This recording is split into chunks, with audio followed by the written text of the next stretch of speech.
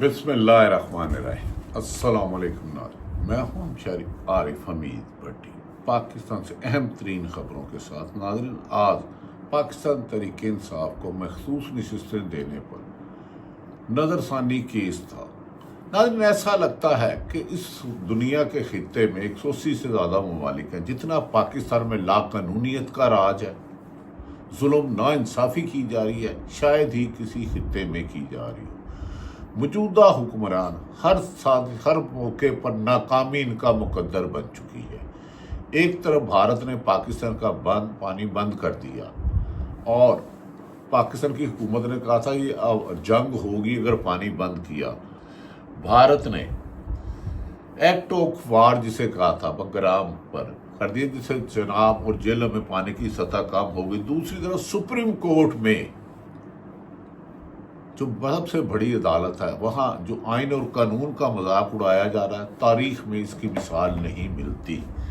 Supreme court میں آج اہم پیش رفت ہوئی۔ مخصوص نشستوں کے کیس میں مسلم لیگ نون الیکشن کمیشن درخواست پر ابتدائی سماعت ہوئی۔ جسٹس امین الدین، جو آئینی عدالت کے بظاہر جج بنوائے گئے، مخصوص درخواست پر جیسے امین الدین کے 13 رکنی بینچ نے سماعت کی۔ یاد رہے، یہ اہم نقطہ ہے سب سے زیادہ، یاد رہے کہ 13 رکنی بینچ نے سماعت کی۔ یاد رہے کہ اس بینچ میں نہ تو سینئر آئین اور قانون کی حکمرانی کے ساتھ کھڑے ہونے والے سینئر ترین جج، جنہیں چیف جسٹس بننا تھا، جسٹس منصور علی شاہ، اور نہ ہی سینئر ترین جسٹس منصور علی شاہ، نہ ہی جسٹس منیب اختر، نہ ہی جسٹس اطہر منیلا کو شامل کیا گیا ہے۔ نظر ثانی کا کیس ہمیشہ اس عدالت میں لگتا تھا جس نے پہلے کیس سنا ہو، لیکن پاکستان میں لا قانونیت اور آئین سے کھلواڑ، موجودہ حکومت اور انتقام لینا ان کے زندگی کا مقصد ہے۔ پاکستان سخت تباہی کے دہانے پر کھڑا ہو گیا۔ اس حکومت کی انتقامی کارروائیاں، عدلیہ کو فتح کرنا، صحافت کو فتح کرنا اور جمہوریت کو زیر کرنے کی ضد میں۔ آج جب سماعت ہوئی تو جسٹس عائشہ ملک نے اور جسٹس عقیل عباسی نے اہم نقطے اٹھائے۔ اس کے بعد آئینی ماہرین کہتے ہیں اس بینچ کو تو اسی وقت کیس ریجیکٹ کر دینا چاہیے تھا۔ حکومت اور چیف الیکشن کمیشن کو اگر آئین کے مطابق فیصلہ کرتے تو آج توہین عدالت دیتے اور ان کو گھر بھیجتے، اور توہین عدالت کی سزا کم سے کم 6 ماہ ہے۔ لیکن افسوس کہ 26ویں ترمیم کے بینچ بنانے والوں نے جسٹس عائشہ ملک اور عقیل عباسی کے اہم نقطوں کو بھی نظر انداز کر کے مخصوص نشستوں کا فیصلہ حکومت کی خواہش یا حکومت کو لانے والے طاقتور جو ملک میں آئین سے کھلواڑ اور انسانیت کی تذلیل کو اپنا مقصد سمجھتے ہیں، اس کی ضد پوری ہوتی ہوئی بادی النظر میں نظر آئی۔ بادی النظر میں جسٹس عائشہ ملک نے کہا کہ سپریم کورٹ کے اس فیصلے پر عمل ہو چکا، یعنی کہ جو مخصوص نشستیں دی تھی 13 رکنی بینچ نے، 8-5 کا فیصلہ تھا، کیا مخصوص نشستیں دے دی گئی؟ پاکستان تحریک انصاف مانی پی ٹی آئی کو ہو چکا۔ اگر فیصلے پر عمل ہی نہیں ہوا تو پھر نظر ثانی کی درخواست کیسے سنی جا سکتی ہے؟ یہ تو کیس ہی نہیں سنا جا سکتا۔ اس کی تو بنیاد ہی غلط ہے، جھوٹ ہے اور ماورائے آئین ہے۔ لیکن حیران کن طور پر بینچ میں شامل 3 ججز نے فیصلے پر عمل نہ ہونے پر سوال اٹھایا، لیکن باقی 10 ججز نے اس پر ریمارکس ہی نہیں دیے اور نہ ہی تعجب کا اظہار کیا۔ یعنی کہ یہ وہ 10 جج صاحبان ہیں جو 26ویں آئینی ترمیم میں جسے سینیٹر ایمنا کو اغوا کیا گیا اس کے بینیفیشری ہے۔ لہذا پاکستان میں اب انصاف لینے کے لیے عدالتوں میں نہیں جانا چاہیے۔ سڑکوں پر جائیں تو دہشت گردی کے مقدمات، قتل کے مقدمات آپ پر درج ہوں گے۔ ایک طرف بھارت جنگ کر رہا ہے اور دوسری طرف پاکستان کی حکومت اپنے ہی قانون سے کھلواڑ اور آئین سے جنگ کر رہی ہے۔ سپریم کورٹ کے آئینی بینچ نے نظر ثانی درخواست سماعت کے لیے منظور کر لی جو کی ہی نہیں جا سکتی۔ جسٹس عائشہ ملک اور جسٹس عقیل عباسی نے اس فیصلے سے اختلاف کیا اور نظر ثانی درخواست کو مسترد کر دیا، نظر ثانی درخواست کو ریجیکٹ کر دیا کہ اگر اس فیصلے پر عمل درآمد ہی نہیں ہوا، اس پہ تو توہین عدالت پہ چیف الیکشن کمیشن اور پرائم منسٹر اور حکمرانوں کو طلب کرنا چاہیے تھا، لیکن انہوں نے کہا درخواست کو مسترد کرنے کا فیصلہ جاری کرے۔ اس کیس کی سماعت سے پہلے جسٹس منصور علی شاہ نے، ناظرین یہ نقطہ اہم ہے، یعنی کہ پاکستان میں جو قانون سے طاقتور لوگ کھلواڑ کر رہے ہیں، اندازہ کریں اس ملک کو کس نیچ پر لے جا رہے ہیں۔ اس کیس کی سماعت سے پہلے جسٹس منصور علی شاہ، جنہوں نے چیف جسٹس بننا تھا، نے نظر ثانی درخواست کے سکوپ پر اہم فیصلہ جاری کیا۔ جسٹس منصور علی شاہ نے اپنے فیصلے میں لکھا کہ نظر ثانی درخواستیں محض اس وجہ سے دائر نہیں کی جا سکتی کہ ایک فریق اس سے مطمئن نہیں، نظر ثانی درخواست دائر کرنے کے لیے نقطہ ہی ڈسکس نہیں کیا جا سکتا۔ سپریم کورٹ میں پہلے ہی کیسز پر بہت زیادہ دباؤ ہے، ایسے میں بلا وجہ کی نظر ثانی کی درخواستوں کے حوصلہ شکنی کرنی چاہیے، یعنی کہ یہ فیصلہ کیس لگنا ہی نہیں چاہیے۔ لیکن 26ویں ترمیم میں سینیٹ اور ایم این اے کے اغوا کرنے والوں کو، صحافیوں کو بے روزگار کرنے والوں کو، صحافیوں کے اکاؤنٹ مجمد کرنے والوں کو، سابق وزیر اعظم کو جیل میں 300 مقدمہ درج کر کے بند کرنے والوں کو، پورے ملک میں لا قانونیت کو پھیلانے والے آئین اور عدالتوں کو کہاں مانتے ہیں۔ انہوں نے منصور علی شاہ کا ایسے کیس کو نظر ثانی کی درخواستوں کی حوصلہ شکنی مخصوص رشتوں کے 12 جولائی کے سپریم کورٹ کے فیصلے پر آج 6 مئی تک 10 ماہ میں اعلانیہ عمل نہیں کیا گیا۔ قانونی ماہرین کے مطابق عدالتی فیصلوں کی بے توقیری کی نئی تاریخ رقم کی جا رہی ہے، جو کہ ڈکٹیٹروں کے ضیاء الحق یا مشرف دور ایوب دور میں بھی ایسی لا قانونیت نہیں کی گئی اور ججوں کو من پسند طریقے سے نہیں چلایا گیا۔ انہوں نے کہا 26ویں آئینی ترمیم کا مقصد یہی تھا کہ آئین پسند ججز کا راستہ روکا جائے، پیکا کے تحت آزاد عدلیہ کا راستہ روکا جائے، لگڑ بگڑ چمچے صحافیوں کو ٹی وی پہ بٹھا کے جھوٹ کا پرچار کیا جائے۔ سلمان اکرم راجہ نے بھی آج سپریم کورٹ میں میڈیا سے گفتگو کی ہے۔ سلمان اکرم راجہ نے کہا کہ پی ٹی آئی نے مخصوص نشستوں کے کیس میں فیصلے پر عمل درآمد نہ ہونے پر توہین عدالت کی درخواست کی تھی، اس کو تو پہلے نہیں سنا گیا، حالانکہ توہین پہلے ہوئی ہے، عدالتوں کو اب نہیں مانا گیا، توہین عدالت کی کیس تو نہیں سنی۔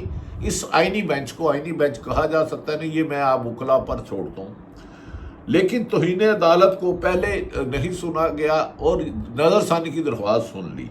آپ تو توہین عدالت کی درخواست میں مرکزی نظر ثانی درخواست کے ساتھ سنی جائے گی۔ ناظرین، یہ ظلم، یہ ناانصافی پاکستان میں نہ کبھی ہوئی تھی نہ کبھی سنی تھی۔ اس موقع پر جسٹس جب یہ کیس سماعت کے لیے مقرر ہوا تو 2 جج صاحبان نے جو سوالات اٹھائے، اس کے بعد تصور کیا جا رہا تھا کہ موجودہ یہ کیس آج ختم ہو جائے گا، نظر ثانی کی درخواست مسترد کر دی جائے گی کیونکہ آئینی طور پر اس کا کوئی جواز نہیں رہا، لیکن ملک اور آئین سے کھلواڑ کرنے والے ان چیزوں کو پرواہ نہیں کرتے۔ بعض طاقتور ادارے اپنے آپ کو قانون سے بالا سمجھتے ہیں، انسانیت سے بالا سمجھتے ہیں، ان کے لیے پاکستان میں آئین اور قانون کی کوئی حق نہیں، ان کی ضد انا طاقت پر حاوی ہے۔ نادر منظور نشستیں ایک ایسی جماعت کو دی گئی جو کیس میں فریق نہیں تھی۔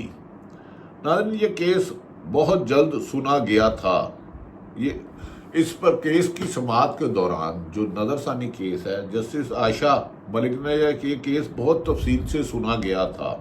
سپریم کورٹ کے فیصلے پر عمل درآمد ہوا یا نہیں سوال کیا گیا۔ جسٹس محترمہ عائشہ ملک کی جانب سے مجھے کنفرم نہیں ہے، حارث وکیل کہہ رہے مجھے کنفرم نہیں ہے، پوری دنیا کو پتہ ہی ہے، عدالت کے سامنے جھوٹ بولا گیا ہے کہ حارث صاحب جیسے قابل وکیل کہتے ہیں مجھے نہیں پتا، تو دنیا کو پتہ ہے 10 مہینے ہو گئے ہیں، توہین عدالت ہے، اس میں تو پرائم منسٹر کو گھر جانا چاہیے، الیکشن کمیشن کو توہین عدالت کے خلاف گرفتار کیا جا سکتا ہے۔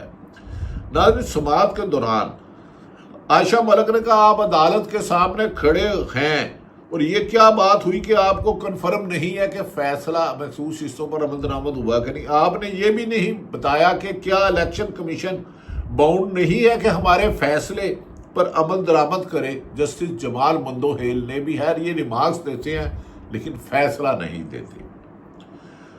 اس پر جسٹس عائشہ ملک نے دوبارہ کہا کہ فیصلے پر عمل درآمد کے بغیر آپ نظر ثانی کیس فائل کیسے سکتے ہیں؟ لیکن پاکستان میں کبوتر ہاتھی بن جاتا ہے، F-16 چوہا بن جاتا ہے۔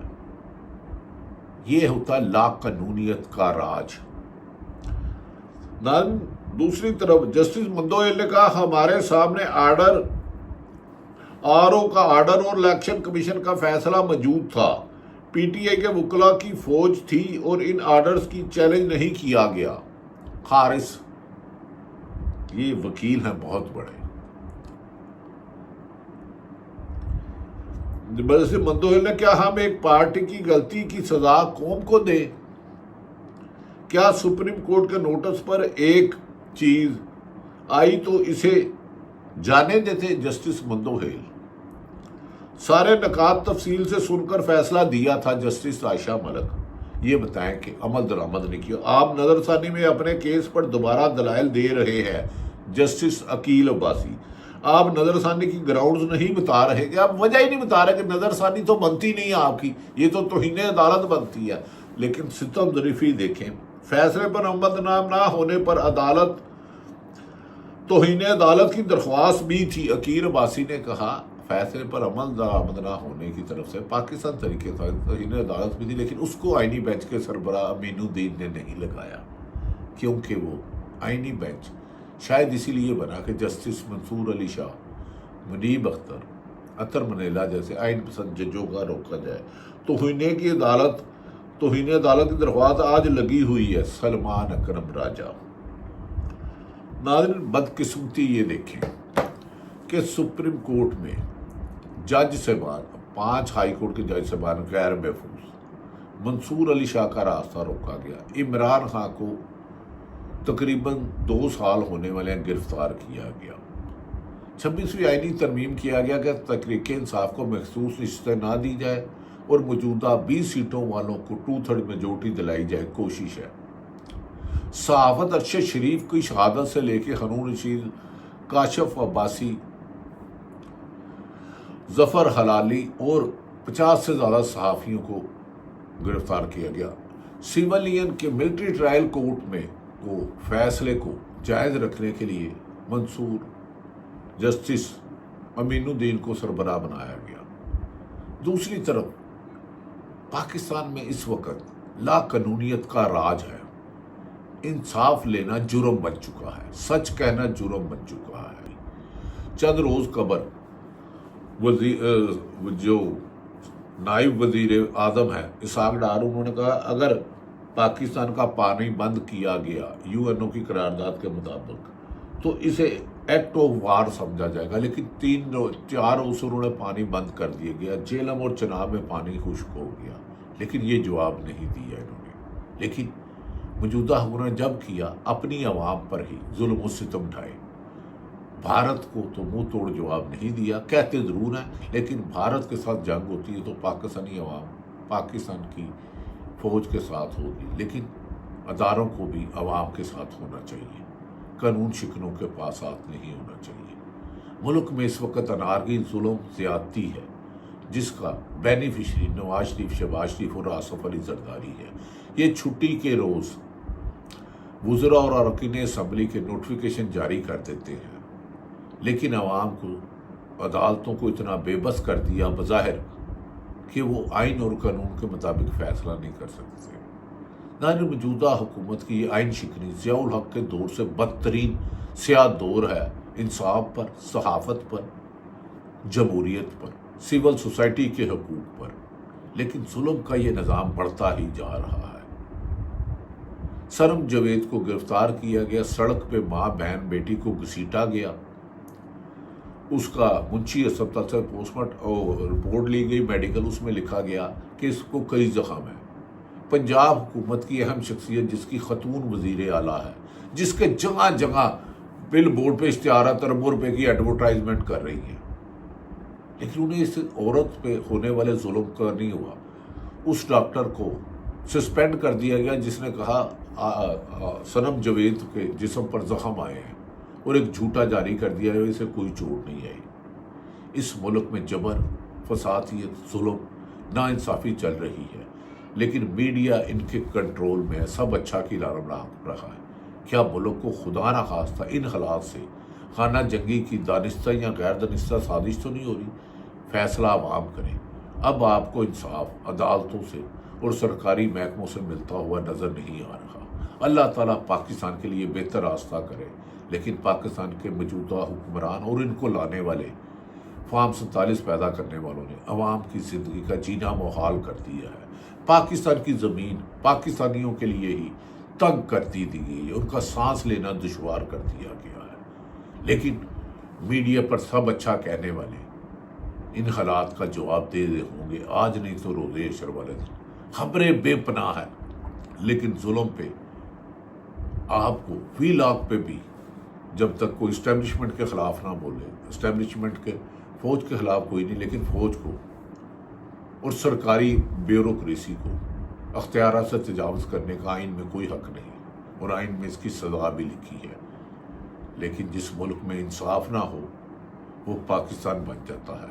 پہلے ہر کوئی نعرہ لگاتا تھا پاکستان زندہ باد. کیا وجہ ہے کہ عام عوام نعرے لگا رہی ہے پاکستان سے زندہ باد؟ یہی وجہ ہے کہ طاقتور حلقوں نے اپنے حکمرانوں کو لانے کے لیے جیتی ہوئی جماعت پی ٹی آئی کو ہروایا، اس کی پوری قیادت کو گرفتار کیا اور ظلم کا تسلسل جاری کیے ہوئے ہیں. یہ ظلم کب رکتا ہے اس کا فیصلہ بظاہر حالات تو نہیں ہو رہے، لیکن عوام نکلے گی تو شاید کہ تیرے دل میں اتر جائے میری بات. جو دیکھتا ہوں وہی بولنے کا عادی ہوں، میں اس شہر کا سب سے بڑا فسادی ہوں. صحافیوں پر سینکڑوں جعلی مقدمات ہو چکے ہیں، لیکن انصاف کے لیے ایک ادارہ بھی نہیں بچا. اللہ تعالیٰ پاکستان کا حامی اور ناصر ہو. پاکستان زندہ باد.